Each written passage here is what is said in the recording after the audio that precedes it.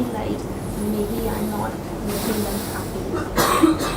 I'm failing them in a way because they raised me up to be something very different from what I'm becoming. And it's not like they were wrong, but they wanted me to be, they sent me to the best schools, they raised me in a completely different way, and they made a lot of sacrifices for that. And they're good people. I mean, I've always seen my parents to be very, in fact, वो जो आप कहते हैं तवक्कुल, उनको कभी किसी चीज़ पे बहुत ध्यान नहीं होता, but they somehow I feel that when they see me just being at home and I'm happy in that and I have no ambition in my life, so my father calls ambition, so he thinks that I'm wasting myself, and then I get sad because then I don't know how to make them happy. I want them to be happy as well, so I don't know how to keep that balance.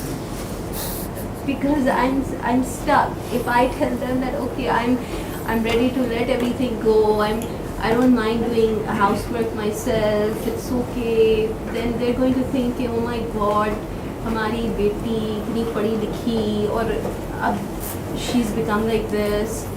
मुझे लगता है अम्मी को कहीं ना कहीं बहुत दुख होता है इस बात से, और वो मुझे कहते नहीं, और फिर मुझे इस बात पे दुख होता है कि उन्हें दुख।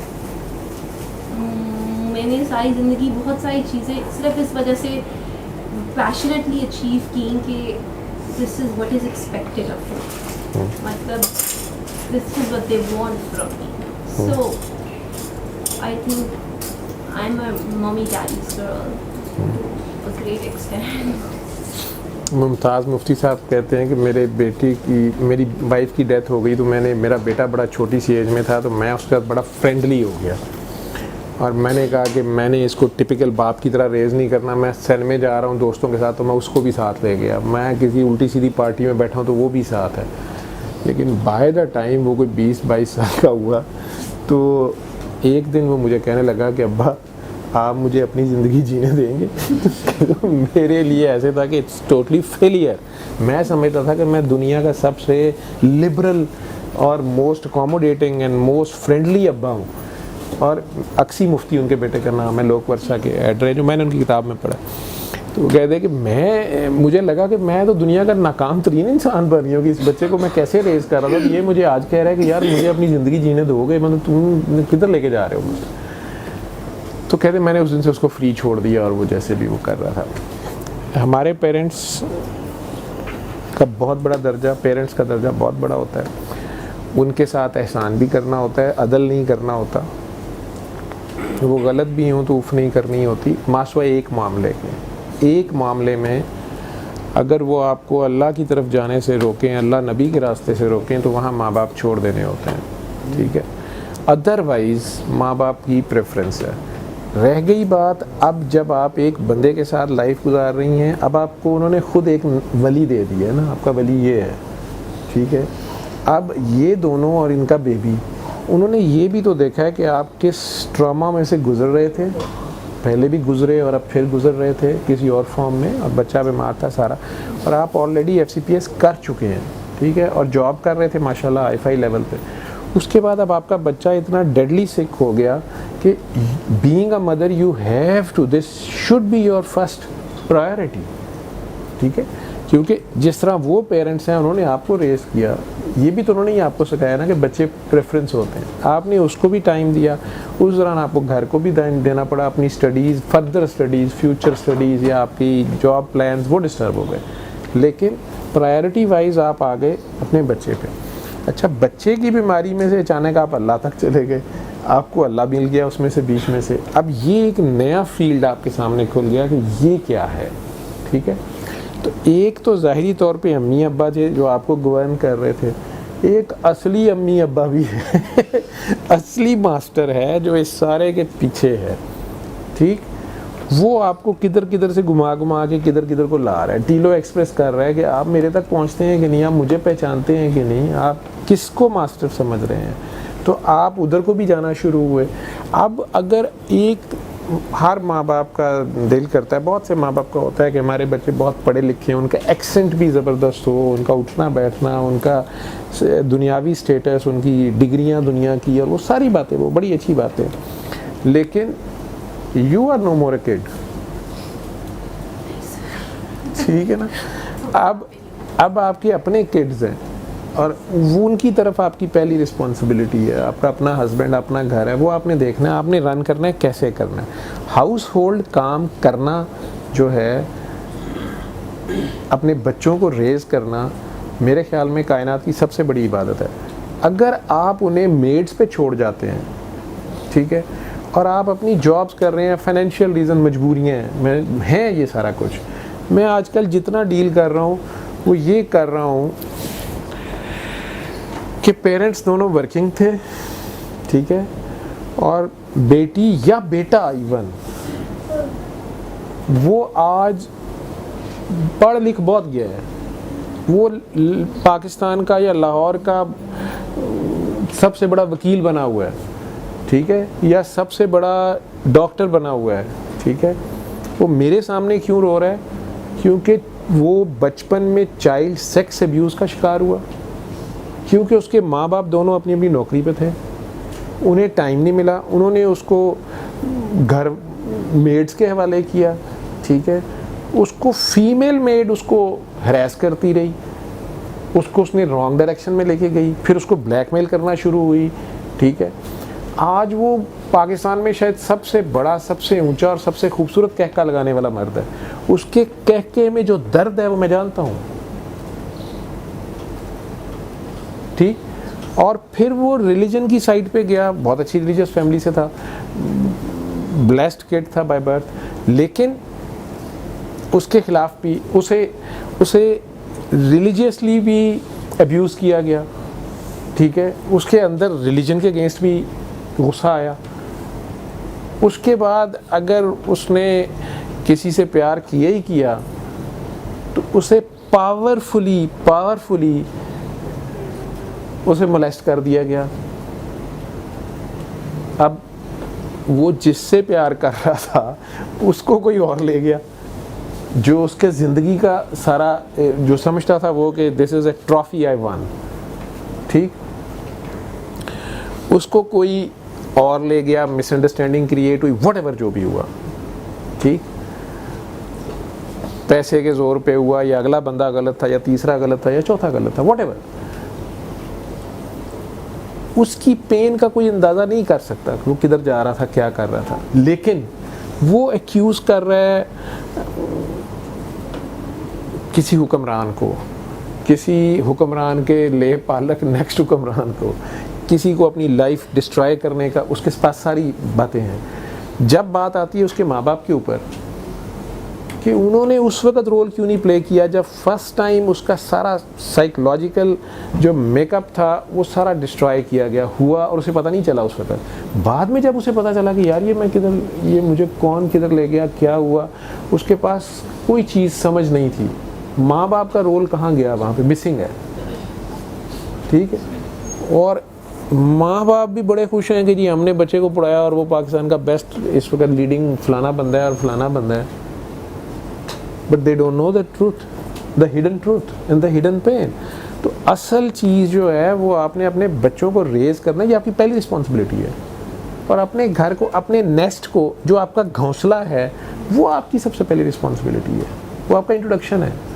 और अगर आप दोनों जो मियाँ बीवी जो भी मियाँ बीवी रेस कर रहे हैं, आप मुझे बता दें, सारे लोग जो करप्शन कर रहे हैं, दो नंबरियाँ किसी भी तरीके से कर रहे हैं, पैसा इकट्ठा कर रहे हैं, पावर में रहना चाहते हैं, जो भी है, बेसिकली किस लिए कर रहे हैं? तो अपनी फैमिलीज़ के लिए यही चाहते हैं ना। ये सोचे समझे बगैर कि यार मेरे बेटों के नाम तो बिलियंस आ गए, मिलियंस आ गए, बेटियों के नाम, समझ नहीं आ रही इस पैसे को क्या करना है।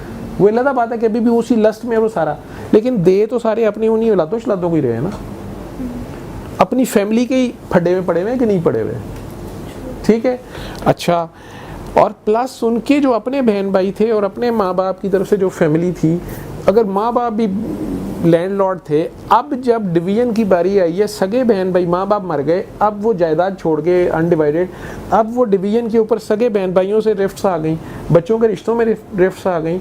वो सगे बहन भाई जिनके बगैर खाना नहीं खाते थे, ये नहीं करते थे, अब जनाब उनसे मिलजुल नहीं रहे कि जी इसने मेरी बेटी का रिश्ता छोड़ा, इन्होंने मेरी बेटी से जुल्म किया, इन्होंने मेरे भाई बेटे से ऐसे कर दिया, इन्होंने हमारे से ज़मीन ज़्यादा ले ली, इन्होंने मेरा वो हिस्सा ले लिया। किसके लिए? नहीं तो वो मेरे बच्चों का हिस्सा होता। यही है, ठीक है। एक इससे आगे है कुछ कॉम, ये है जनरल ड्यूटी सारों की है। एक है कि जी कोई बंदा है वो पूरी दुनिया की खिदमत करना चाहता है, वो नेल्सन मंडेला है। उस बेचारे ने फैमिली भी नहीं सोची, उसने पूरी एक जनरेशन जो थी, पूरी एक रेस जो है उसकी पेन लेके बैठ गया। आप मुझे उसकी लाइफ के बारे में बता दें कि उसके पेरेंट्स अगर उसे मना करते कि ना करो ये काम, फलाने दे मुंडे भी मार देते ने गोरिया ने, तू भी मर जाएगा, तेनू मरवा देंगे, ठीक है, शादी कर, ब्याह कर, बच्चे पैदा, वो अपने काज पे डटा रहा है कि नहीं डटा रहा? ऐसे ही है, डटा रहा ना। और बड़ी पेनफुल स्ट्रगल है उसकी। 30 इयर्स जेल में, एक छोटे से कैबिन में, जहाँ रोज़ एक गोरा आके उसके मुंह पे पेशाब करता है, फिर उसे उसका मुंह धुलवाता है कि ये लो मुंह धो लो, ठीक है। फिर वहीं पे उसे नाश्ता दिया जाता है, वहीं पे एक कमोड है, कोई वहीं उसने खाना खाना है, वहीं उसने सोना है, और उसको ह्यूमिलिएट किया जा रहा है। क्यों? क्योंकि उसका रंग काला है, जो कि उसका अपना जुर्म नहीं है, जो कि उसका अपना। आप उसकी बायोग्राफी पढ़ेंगे, मैं तो उसके एक दो पेज पढ़ के ही तो मैं नहीं पढ़ सका उसको, ठीक है। लेकिन वो कितना बड़ा आदमी है, उसके कैरेक्टर ने ये शो किया है। अभी तो लोग उस पर वॉल्यूम्स एंड वॉल्यूम्स और रिसर्चें करेंगे, लेकिन उसने एक बहुत बड़े काज के लिए वो स्टैंड लिया। उसकी वो जो लव ऑफ लाइफ या उसकी जो बीवी थी, सो कॉल्ड जो नैन्सी थी, वो भी एंड पे उसने उसे भी कह दिया कि यार तू मेरी इंतज़ार में बूढ़ी हो रही है। उसने उसके दोस्त से शादी कर ली, ठीक है। और मैं जब ये पढ़ा, मैं बड़ी छोटे एज से उसको फॉलो करता था अखबार से, 70s से कर रहा था, 80s से कर रहा था, 90s में कर रहा था। 90s के एंड में आके मैंने, शायद मुझे याद पड़ता है कि शायद वो मैंने अखबार में कहीं पढ़ा कि नैन्सी रेगन जो है वो शादी, नैन्सी उसका नाम विनी मंडेला शायद था, या नैन्सी मंडेला उसकी जो पहली वाइफ थी, एक गर्ल फ्रेंड थी, कि वो उसने डाइवोर्स ले लिया है, और वो उसी के फ्रेंड के साथ, वो 8-10 लोगों का एक ग्रुप था जिन्होंने ये सारी स्ट्रगल की थी, ठीक है। और वो ज़्यादातर उनमें से जेल में थे, उनमें से 1-2 को मार दिया गया या वो मर गए बेचारे, 1-2 कंप्रोमाइज़ करके या साइन ऑफ करके निकल गए, ये अकेला डटा रहा, ठीक है। वैसे एक जेल में एक बंदा पड़ा रहता है, जी पागल है, दिमाग ख़राब है इसका, कौन उसको बादर करता है? लेकिन अल्लाह ने उसकी उस बात को भी रखा, उसके उन सारे जिसे कह लो कि कुर्बानियों का उसको सिला आखिर में दिया, ठीक है। ये छोटी बेइज्जती तो नहीं है, इंसानियत से गिरी हुई हरकत है कि उसके मुंह के ऊपर आके सुबह एक बंदा पेशाब करता है और फिर उसे नाश्ता दिया जाता है। और वो ये एक दिन का काम नहीं है, ये रोज़ का काम है। आप में से बहुत से लोग समझते हैं हम बड़ी पेन में हैं, साढ़े ना बड़े दुख तकलीफ़ां हुई हैं, साढ़े ना बड़े जुल्म हुए, ठीक है। आपके साथ ये हो, आप मेंटली तौर पे कितना साउंड रह सकेंगे, कितनी देर इस चीज़ का मुकाबला कर लेंगे, आपको उम्मीद भी कोई नहीं नज़र आ रही है। आप जेल में हैं, हुकूमत आपके साथ कर रही है, और जिन लोगों के लिए आप कर रहे हैं, कालों के लिए कर रहे हैं, वो आपको जानते भी नहीं, वो कहते पागल है, उन्हें अपनी हालत बदलने का परवाह ही कोई नहीं है। वो भेड़ बकरियों की तरह जलील हो जाते हैं, उनके लिए वो गोरों की बस में नहीं बैठते, गोरों के स्कूल में नहीं जा सकते, गोरों के रेस्टोरेंट में नहीं खड़े हो सकते, जहाँ से गोरा चीज़ का वहाँ वो मतलब वो इंसान है ही नहीं है, वो जानवरों से निचले लेवल पे ज़िंदगी गुजार रहे हैं, जानवरों के लेवल पे भी नहीं है। गोरे का कुत्ता वहाँ बैठ सकता है, काला नहीं बैठ सकता वहाँ पे। फॉर ईयर्स ये हो रहा है और वो उसमें ज़िंदा है, वो उसमें रह रहे हैं, वो अकेला उस चीज़ को लड़ी जा रहा है। तो उसको होप कहाँ से आ रही थी? और उसके बावजूद उसने अपने अंदर से वो अपनी अंदर की कॉल को फाइट कर रहा था। वो कहता है कि मेरे पे 1-2 बार वीक मोमेंट्स आए, मैंने समझा कि ये अब हार जाएगा, इसकी ये जो बीवी इसको छोड़ गई है ना, ये लड़की जो इसको छोड़ गई है, ये इसका ट्रस्ट टूट जाएगा, ये टूट जाएगा, ये बंदा मारा जाएगा। बाद में मुझे किसी ने बताया, उसकी बायोग्राफी में लिखा है कि उसने खुद उसे कहा कि तुम मेरे पीछे कहाँ ज़िंदगी गुजार रही है और तुम कर लो, पता नहीं। खैर आखिरकार वही गोरा उसके आगे मजबूर हो जाता है, whatever the international circumstances were या जो भी हुए। अब जब वो पार में आता है, यहाँ उसका कैरेक्टर दोबारा उसकी ग्रेटनेस साबित होती है। काले कहते हैं, अब वो हीरो बन गया, काले कहते हैं जी गोरों को मार दो, फांसियां दे दो, समुद्र में फेंक दो, इस शहर से निकाल दो, वो आगे डट के अकेला खड़ा हो जाता है। वो कहते हैं यही तो वो बात है जिसकी मैं बात कर रहा था। ये तो फिर तुम लोग, हम भी वही हुए, तुम भी स्किन के कलर के ऊपर, ये रंग, चमड़ी के रंग के ऊपर तुम गोरे के साथ ऐसा कर रहे हो, तो बात तो वही आ गई। ये अदल बोलना, ये बात कहना, ये किसी आलिम की निशानी है, ये किसी आशिक का काम है, ये किसी पागल का काम है। ये जो दुनियावी तौर पे जिन्हें आप लोग पॉलिटिशियंस कहते हैं, ये इनकी नहीं है औकात। वहाँ पे डट के खड़े होना, रूल्स सेट कराना कि नहीं, ये नहीं है कि अब मैं जेल से निकल आया हूँ, मैं जीत गया हूँ, तो मैं सारी ज़िंदगी वज़ीर-ए-आज़म बना रहूँगा। नहीं, मुझे नहीं ज़रूरत। तुम सब लोग जो हो, वो पूरी वो उसमें सेटअप बनाता है वो, और उसमें ट्रांसफ़र ऑफ पावर उसकी पार्टी के अंदर भी और गवर्नमेंट में भी और पार्लियामेंट में भी होगी, और गोरों को इक्वल राइट्स होंगे, और गोरों को चूँकि वो थोड़े हैं तो उनके राइट्स का ख्याल किया जाएगा। तो ये सारी चीज़ें वो सेट करके देख गया और बड़े आराम से पार्लियामेंट से बाहर चला गया। कोई इलेक्शन नहीं उसने लड़ा कि नहीं अब मैं मेरी उम्र इतनी हो गई है, मैंने हुकूमत करके क्या करना है। ठीक है, तो अब आप मुझे बता दो कि उसके पेरेंट्स अगर शुरू में उसे कहते हैं कि नहीं बच्चे ये तुम गलत कर रहे हो, तुम ना करो मारे जाओगे, उसकी अम्मा रो पड़ती बेटा ना कर, पुत्र ना कर, तो वो फिर नाफरमान तो था, लेकिन उसको अपनी ज़मीर की कॉल को तो ये अल्लाह ही उससे करवा रहा था ना।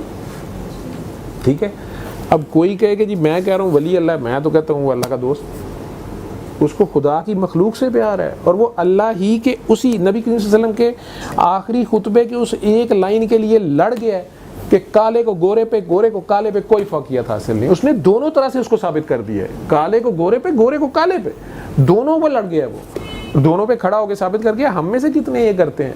हम तो बेटी का रिश्ता लेने जाएं तो असी मुंडा भी काला नहीं बर्दाश्त करते, मुंडे का रिश्ता लेने कुड़ी बर्दाश्त नहीं करते, जरा जा रंग उदा इंजदा होवे ते। प्रैक्टिकल में आओ ना, प्रैक्टिकल में कौन सा इस्लाम है? ये इस्लाम जो हमने रखा हुआ है, ये तो एक दूसरे को तंग करने के लिए हमने रखा हुआ है। यानी हुक्मरान जो है वो बिल नहीं देगा, हुक्मरान को क्या होती है, कौन सी हासिल है, पता नहीं क्या हासिल होती है, इस्तिस्ना हासिल है। ठीक है, और मैंने बिजली के बिल लाइन में लग के देने हैं, मेरी तनख्वाह में से भी पैसे कटी जा रहे हैं। ठीक है, उसमें से भी टैक्स कट रहा है, उसके बाद मेरे बिलों पे भी टैक्स आ रहा है कि तुम्हारा बिल क्यों ज़्यादा आ रहा है, उसमें से भी टैक्स दो। और हुक्मरान को इस्तिस्ना हासिल है। ठीक है, और मैं लाइन में भी लगूँ, रूल्स को फॉलो करूँ, इस्लाम में लिखा हुआ है। ठीक है, ये वाला इस्लाम जो है ना, अगर मदीना शरीफ में होता तो ये बच्चे इस्लाम वहाँ से निकलता भी ना। वहाँ पे सैयदना उमर फ़ारूक या सैयदना अली या सैयदना बकर वो अपनी कमीज़ों के हिसाब देते फिर रहे हैं, उन्हें कोई इस्तिस्ना हासिल नहीं है। कोई भी उठ के तो शुरू हो जाता है कि भाजी तुसी हिसाब दो ना कित्थों आए ने पैसे। तो बदबख्तों ने नबी करीम सल्लल्लाहु अलैहि वसल्लम की दाढ़ी पकड़ ली है कि आप ये किस तरह हिसाब कर रहे हैं, ये कुरान के मुताबिक अगर कुरान सबक देने लग पे उन्होंने, कितनी बड़ी डेमोक्रेसी होगी। जहालत की इंतहा पे चले गए हैं, वो नबी करीम सल्लल्लाहु अलैहि वसल्लम की दाढ़ी पकड़ ली है। वो कह रहे हैं कि आप कुरान के मुताबिक फ़ैसला नहीं कर रहे, आप सही फ़ैसला नहीं कर रहे, आप फलाना नहीं कर रहे। क्या बर्दाश्त है, क्या हिल्म है। और फिर उनके आने वाले चारों अगले खुलफा उस रास्ते पे हैं, उनमें से तो किसी ने ये नहीं किया। बाद में जब आपके बादशाहत शुरू हो गई है, वो इस्लाम और है। ठीक है, उसकी अब डिफरेंट फॉर्म्स हैं आपके पास, कहीं कोई रंग है, कहीं कोई रंग है। वही हुक्मरान अपनी मर्ज़ी के चंद आलम साथ रख लेता है, उस तरह के फ़ैसले आने शुरू हो जाते हैं, उस तरह के कोर्ट्स बन जाते हैं, उस तरह का इस्लाम प्रोपेगेट होना शुरू हो जाता है। ये पिछले 40-50 सालों में क्या हुआ है? कितने हुक्मरान साइकिलों पे गए हैं। हॉलैंड को तो कहा जाता है साइकिलिंग का कंट्री है, उनका वज़ीर-ए-आज़म भी साइकिल पे जा, वो सारी साइकिलिंग करते हैं या फलाना करते हैं। जनरल ज़िया साहब साइकिल पे जाना शुरू हुए थे, अब पता नहीं आप लोगों को याद है, मुझे तो बड़ा याद है, हम तो बड़े इम्प्रेस हुए थे। कितने दिन गए सर वर्दी समेत, पता नहीं। हर जनरल को रिटायरमेंट पे BMW तो लाजमी मिलती है, BMX मिलनी चाहिए ना। बहरहाल ये बातें और हैं। ये सारा ये वाला जो इस्लाम है ना, ये गरीबों को, वही बात आ गई, भेड़ बकरियों को डंडा देंगे, ये उनके लिए इस्लाम है, डंडा इस्लाम जो है।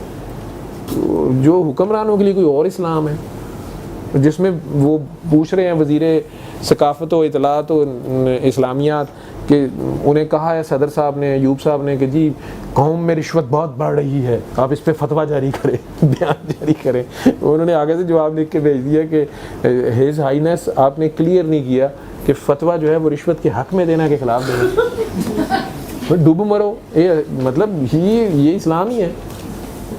तो अब इसी इस्लाम को आप, ये जो नई जनरेशन आई है आपकी, इसको आप अगर कहें कि ये तो नहीं मानेंगे, अब तो नहीं, इन्हें आप रोक सकते इस तरह। ये तो अब सोशल मीडिया का दौर है, इंटरनेट गूगल का दौर है, हर चीज़ सामने है, लाइब्रेरी सामने है, हर चीज़ सामने है, इनको आप ऐसे तो नहीं कर सकते, इनके सामने तो सच बोलना पड़ेगा।